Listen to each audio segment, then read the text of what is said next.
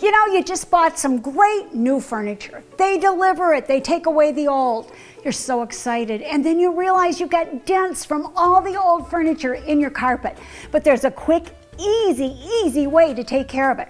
All you're gonna do is take some ice cubes. You're gonna put them in every dent, every line, every mark. And you wanna make sure that you lay them down like I'm doing here and cover the dent entirely. Now, if your furniture sits flat on the floor and you've got that long indentation, cover every bit of it with the ice. Let it melt slowly into the carpet. And when you're done, you want to come back with a fork. And you're just going to lift the nap with that. That's all it takes. Just let that dry and you'll never know there was a dent there. And you will definitely thank the Queen. For additional information, check out my website at queenofclean.com. Follow me on Facebook and Twitter, and thanks for talking dirty with the Queen of Clean.